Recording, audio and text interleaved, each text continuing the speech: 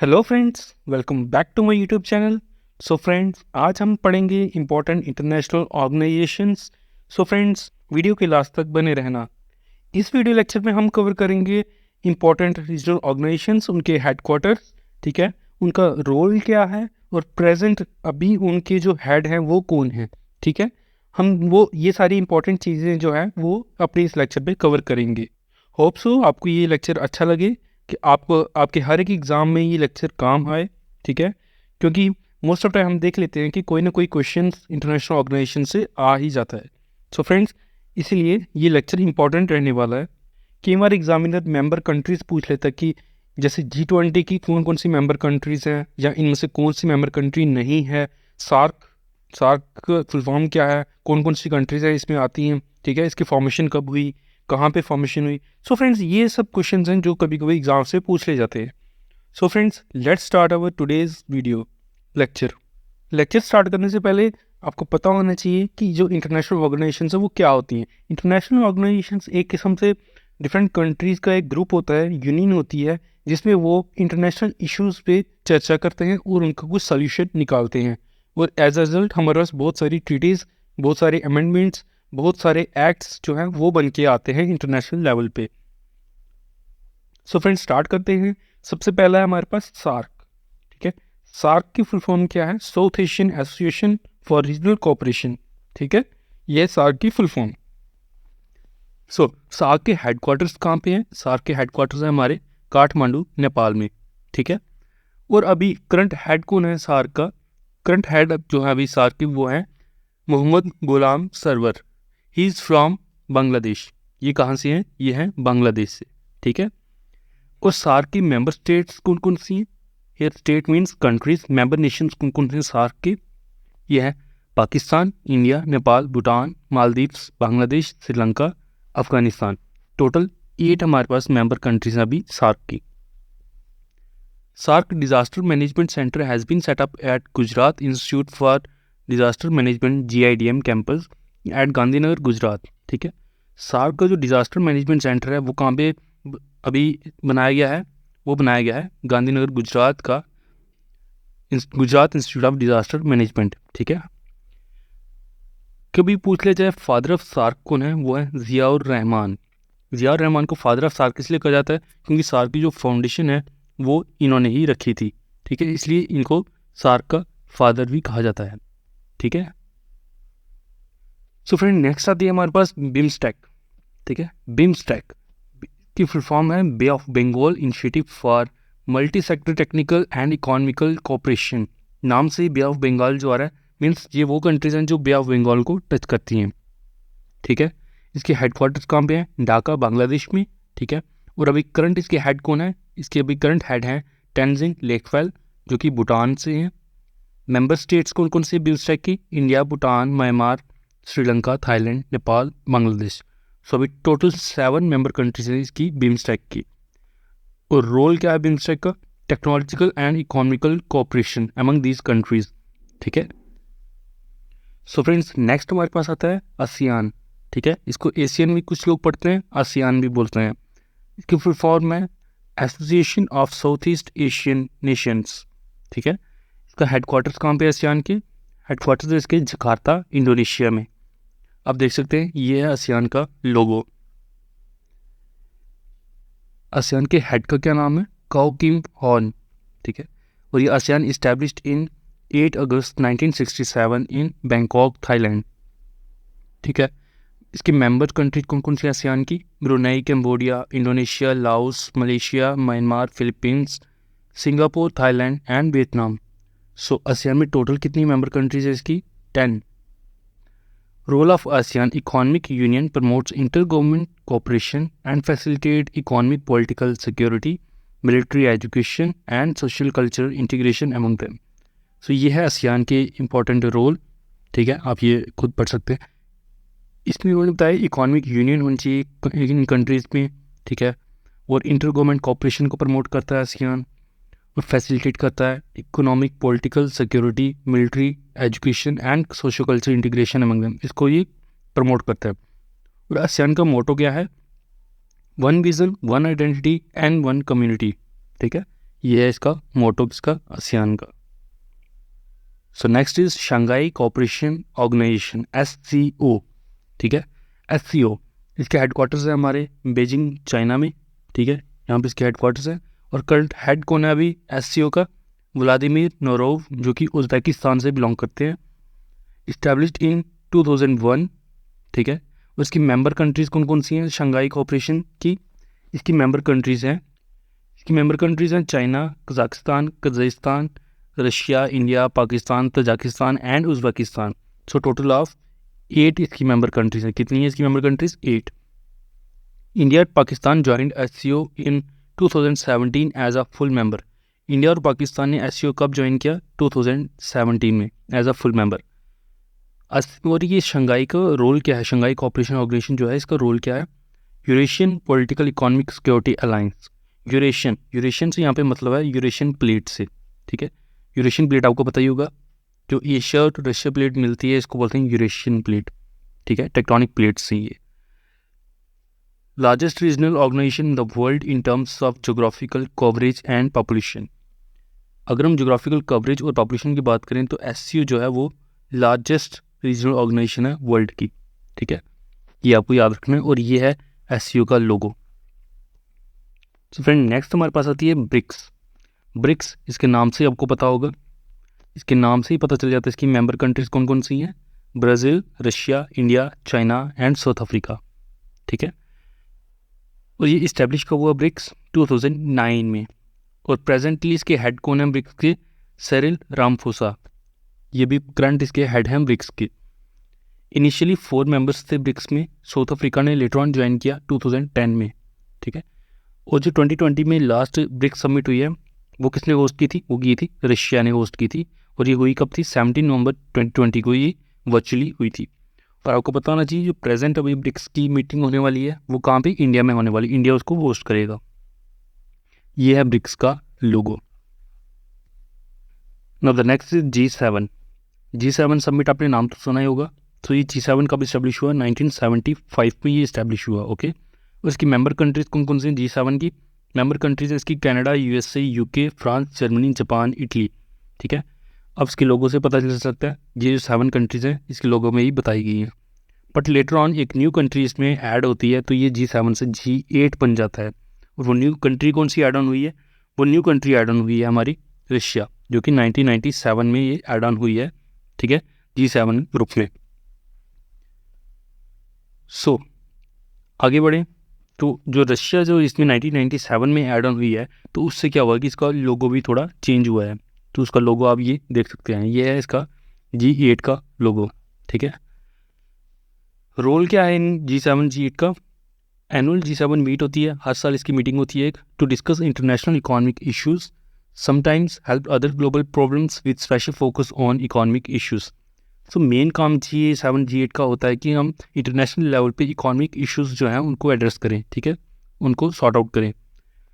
तो G8 जो था वो दोबारा G7 बन गया क्योंकि व्लादिमीर पुतिन जिन्होंने 2014 में रशियन ट्रूप्स ईस्टर्न यूक्रेन में भेज के क्रीमिया को कन्कर कर लिया। उसके बाद क्या हुआ कि जो बाकी के मेंबर्स थे इसके G8 के, तो उनके कहने पे रशिया को सस्पेंड कर दिया गया। सो इसलिए G7 से अगेन G8 से अगेन G7 बन गया, ठीक है। So presently we can say it is a G7 group. So next is ADB, Asian development bank. Asian development bank इसके हेडक्वार्टर्स कहाँ पे, इसके हेडक्वार्टर्स हैं फिलीपींस में, ठीक है। और ये इस्टेब्लिश कब हुआ था, 19 दिसंबर 1966 को। उसकी मेंबर कंट्रीज़ हैं 68 मेंबर कंट्रीज़ हैं इसकी, और उसमें इंडिया भी इंक्लूडेड, ठीक है। और ADB का रोल क्या है, तो इसका मेजर एम क्या है, eradication of poverty from the world. और प्रेजेंट इसके प्रेसिडेंट कौन है, अभी करंटली अगर देखा जाए इसके हेड कौन है, प्रेसिडेंट कौन है, इसके प्रेजेंट हेड हैं मसात्सुगु असाकावा, ये हैं अभी इसके प्रेजेंट चीफ या प्रेजेंट हेड हम बोल सकते हैं। और अभी वाइस प्रेसिडेंट कौन है ADB के, वो हैं अशोक लवासा, ये ADB के अभी वाइस प्रेसिडेंट हैं। सो फ्रेंड नेक्स्ट आता है हमारे पास AIIB, Asian infrastructure investment bank. So friends ये है इसका लोगो, ठीक है। और इसके हेडक्वार्टर्स कहाँ पे हैं, बीजिंग चाइना में इसके हेडक्वार्टर्स हैं। और प्रेजेंट इसके अभी करंटली हेड कौन है, प्रेसिडेंट कौन है, वो है जिन लिक्विन, और ये इस्टेब्लिश कब हुआ था AIIB? ये इस्टेब्लिश हुआ था 2016 में। और AIIB की मेंबर कंट्रीज़ कितनी हैं? 103 कंट्रीज़ की मेंबर्स हैं अभी करंटली। और AIIB का रोल क्या है? An international development bank with good of improving social and economic conditions through out the Asia. ठीक है, इनका मेन एम है कि थ्रू आउट एशिया में जो एक सोशल और इकोनॉमिक कंडीशंस है उनको इम्प्रूव किया जाए। ठीक है, और ये इंटरनेशनल डेवलपमेंट बैंक है। ठीक है, ये आपने इसका लोगो भी देख लिया और इसके करंट जो हेड है वो भी आपने देख लिए, जो है जिन लिक्विन। सो नेक्स्ट है हमारे पास NDB, न्यू डेवलपमेंट बैंक। सो इसके हेडक्वार्टर्स कहाँ पे हैं? इसके हेडक्वार्टर्स हैं शंघाई, चाइना में। उसके हेड करंट अभी प्रेजेंटली हेड कौन है इसके NDB के? मार्कोस ट्रोजो। ये NDB इस्टेब्लिश कब हुआ था? 2014 में। उसके करंटली अभी मेंबर कंट्रीज़ कौन कौन सी हैं NDB की? Brazil, Russia, India, China, south Africa. ठीक है, तो इसको हम ब्रिक्स कंट्रीज़ जो हैं उन्होंने ही इसकी स्थापना की है और वही इसकी मेंबर हैं। रोल क्या है? It is a international organisation jointly founded by BRICS countries. ठीक है, as a name suggest, NDB जो है वो ब्रिक्स कंट्रीज़ के द्वारा ही फाउंड किया गया था, मतलब बनाया गया था, और वही इसकी मेंबर कंट्रीज़ हैं NDB की। तो नेक्स्ट आता है हमारे पास ICC, international cricket council. So international cricket council, इसका लोगो आप देख सकते हैं, ये है इसका ICC का लोगो। इसके हेडक्वार्टर्स कहाँ पे हैं? दुबई, UAE में। और करंट अभी हेड कौन है ICC के? ग्रेग बार्टले, जो कि न्यूजीलैंड से बिलोंग करते हैं, वो अभी ICC के हेड हैं। Established in 1909 as Imperial Cricket Conference and later on its name changed in 1989 as International Cricket Council। ठीक है, इंटरनेशनल क्रिकेट काउंसिल का पुराना नाम क्या था? Imperial cricket conference. और ये इस्टेब्लिश हुआ था 1909 में, और 1989 में इसका नाम चेंज करके ICC कर दिया गया। सो ICC का रोल क्या है? It is a international governing body of cricket.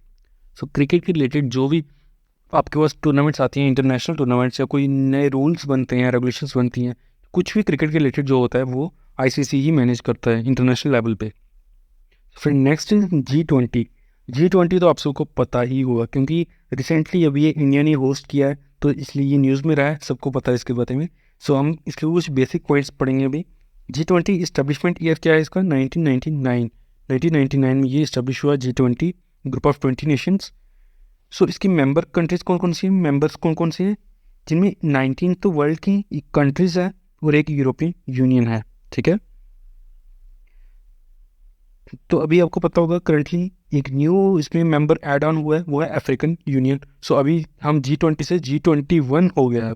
ठीक है, और अभी इस बार तो इंडिया ने होस्ट किया, तो अगली बार कौन होस्ट कर रहा है? ब्राज़ील होस्ट कर रहा है इसको। ठीक है, सो जो इसकी G20 कंट्रीज़ हैं उसको लर्न करने के लिए एक आपको ट्रिक मैं बताता हूँ। सबसे पहले आपको याद रखना है अब से मस्ती। ठीक है, ये तो आप कॉमन सी मैंने एक सेंटेंस बनाया, अब से मस्ती, ये तो सबको पता होगा, वो याद भी कर सकते हो आप ये। अब AAB स्पेलिंग देख लेना आप। अब AAB ऑस्ट्रेलिया, अर्जेंटीना, ब्राज़ील। से CE से चाइना, यूरोपियन यूनियन। और मस्ती MSSTII, Mexico, Saudi Arabia, south Africa, south Korea, and Turkey, India, Indonesia. ठीक है, MSSTII मस्ती। So G20 is a premier forum of international cooperation on most important aspects of international economic and financial agenda। ठीक है, ये एक premiere forum है international cooperation की। Since December 1, 2020 Italy host presidency of G20। So friend, मैंने ये point इसलिए add किया है क्योंकि ये एग्जाम्स में एक बार पूछ लिया गया है, इसलिए मैंने ये ऐड ऑन किया है। तो 2020 में किसने होस्ट किया था G20? वो किया था इटली ने। और प्रेजेंट आपको पता ही होगा प्रेजेंट किसने किया है? इंडिया ने। इंडिया से पहले किसने किया था? इंडोनेशिया ने। तो अभी आने वाले, ठीक है, आने वाला जो G20 वो कौन होस्ट करेगा? ब्राज़ील होस्ट करेगा। सो फ्रेंड, मैंने इसके ऊपर एक प्रॉपर वीडियो लेक्चर बनाया है, वो आप प्ले लिस्ट में जाके देख सकते हैं, नहीं तो मैं आपको इसका लिंक जो है वो डिस्क्रिप्शन में दे दूँगा, आप डिस्क्रिप्शन में जाके भी देख सकते हैं वो लेक्चर। ठीक है, उसमें मैंने पूरा G20 कवर किया है। सो next is European union. European union के हेडक्वार्टर्स कहाँ पे हैं? ब्रुसेल्स, बेल्जियम में इसके हेडक्वार्टर्स हैं। और ये इस्टेब्लिश कब हुआ यूरोपियन यूनियन? 1993 में इस्टेब्लिश हुआ है। उसकी मेंबर्स कितने हैं? 27 मेंबर कंट्रीज़ हैं यूरोपियन यूनियन की। ठीक है, यूरोपियन यूनियन की कितनी मेंबर कंट्रीज़ हैं? 27। ठीक है, और रोल क्या है यूरोपियन यूनियन का? Play important role in diplomacy, promotion of human rights, trade, development and humanitarian work, and working with multilateral organisations. ठीक है, ये इसका रोल है। On January 31, 2020, UK formally left European Union and became first country to leave the European Union. सो हम देखेंगे European union से एकमात्र देश है जिसने लीव किया है यूरोपियन यूनियन, और वो कौन सा है? यूके। और कब लीव किया था? जनवरी 31, 2020 को इसने लीव किया है यूरोपियन यूनियन। तो नेक्स्ट इज कॉमनवेल्थ नेशंस। ठीक, कॉमनवेल्थ गेम्स तो आपने सबने नाम सुना ही होगा। ठीक है, तो कॉमनवेल्थ की जो हेडक्वार्टर्स हैं वो है लंदन में, यूके। और उसके हेड है कौन? Queen Elizabeth second. और इस्टेब्लिशमेंट ईयर कौन सा है कॉमनवेल्थ का? 1931। और इसकी मेंबर कंट्रीज हैं 54, जिसमें इंडिया भी इंक्लूडेड है। इंडिया कब से included? Since British empire, Britishers के टाइम से ही इंडिया कॉमनवेल्थ का पार्ट रहा है। रोल क्या है? Improve wellbeing of all commonwealth citizens and advance their shared interest globally. So next is Interpol, international criminal police organisation. तो इसके हेडक्वार्टर्स हैं लॉइन, फ्रांस में। हेड हैं इसके, करंट हेड हैं इसके जर्गन स्टॉक, जो कि जर्मनी से बिलोंग करते हैं। वो इस्टेब्लिशमेंट ईयर है इसका 1923 इसका इस्टेब्लिशमेंट ईयर है किसका? International criminal police organisation 1923। उसकी मेंबर कंट्रीज कितनी हैं? 194 इसकी मेंबर कंट्रीज हैं, जिनमें इंडिया भी इंक्लूडेड है। उसका रोल क्या है? International organisation that facilitate world wide police cooperation. मतलब वर्ल्ड वाइड अगर कोई क्राइम होता है, क्रिमिनल एक्शन होता है अगर, तो उसमें कौन सी जो ऑर्गेनाइजेशन है वो इसको एड करती है या प्रमोट करती है, फैसिलिटेट करती है, वो है international criminal police organisation, Interpol. ठीक है, it is the world's largest police organisation. Largest तो होगी क्योंकि ये इंटरनेशनल लेवल पे काम करती है, तो ये वर्ल्ड की लार्जेस्ट पुलिस ऑर्गेनाइजेशन है और इंडिया भी इसका पार्ट है। Next is IUCN। फ्रेंड्स, आपको ज़्यादा डेप्थ में जाने की ज़रूरत नहीं है, आपको केवल पता होना चाहिए कि कौन सी ऑर्गेनाइजेशन किसके रिलेटेड है, उसके हेडक्वार्टर्स कहाँ है, एस्टेब्लिशमेंट ईयर क्या है और करंट इसका हेड कौन है। ठीक है, IUCN है जैसे, इसका हेडक्वार्टर्स है ग्लैंड, स्विट्ज़रलैंड में। उसका एस्टेब्लिशमेंट ईयर है 1948 और करंट इसके हेड हैं डॉक्टर ब्रूनो ओब्रेल। ठीक है, ये IUCN के अभी करंट हेड हैं। ठीक है, नेक्स्ट आता है हमारे पास OECD, organization for economic cooperation and development. So ये है रहा OECD का लोगो। ठीक है, कई बार आपसे लोगो देके पूछ लिया जाता है कि ये किसको रिप्रेजेंट कर रहा है। ठीक है, ये है OECD का लोगो। सो इसके हेडक्वार्टर्स कहाँ पे हैं? पेरिस, फ्रांस में इसके हेडक्वार्टर्स हैं। इसका इस्टेब्लिशमेंट ईयर है 1961। सो करंट हेड कौन है अभी OECD के? एंजल गुरिया। और मेंबर कंट्रीज हैं इसकी 37, OECD के मेंबर्स हैं अभी 37। उसका रोल क्या है? Build better policies for better life. यह है OECD का भी current aim. So friends, next and the last is OPEC. OPEC की फुल फॉर्म में oil organisation for petroleum exporting countries. ठीक है, इसके हेडक्वार्टर्स कहाँ पे हैं? इसके करंट अभी हेडक्वार्टर्स हैं वियना, ऑस्ट्रिया में। अब यहाँ पे लोगो देख सकते हैं, ये ओपेक का लोगो। और इसके करंट अभी हेड कौन है ओपेक के? इसके करंट हेड हैं सरूसी बार्किंडो, ये अभी करंट हेड हैं ओपेक के। और ओपेक का इस्टेब्लिशमेंट का ईयर कब है? 1960। उसकी मेंबर नेशंस कितनी हैं? 13। सो ओपेक के मेंबर कंट्रीज कितनी हैं? 13। सो फ्रेंड, ये थी कुछ इंपॉर्टेंट इंटरनेशनल ऑर्गेनाइजेशंस जिनका क्वेश्चन मैंने देखे हैं रिसेंट पेपर्स में आए हुए हैं, इसलिए मैंने ये चुन के ये जो है ऑर्गेनाइजेशंस कवर किए हैं। होप सो आपको लेक्चर अच्छा लगा होगा। वीडियो को लाइक करें, शेयर करें और सब्सक्राइब करें। अगर आपको लेक्चर अच्छा लगा तो अपने फ्रेंड्स में भी इसको शेयर करें। Thank you friends.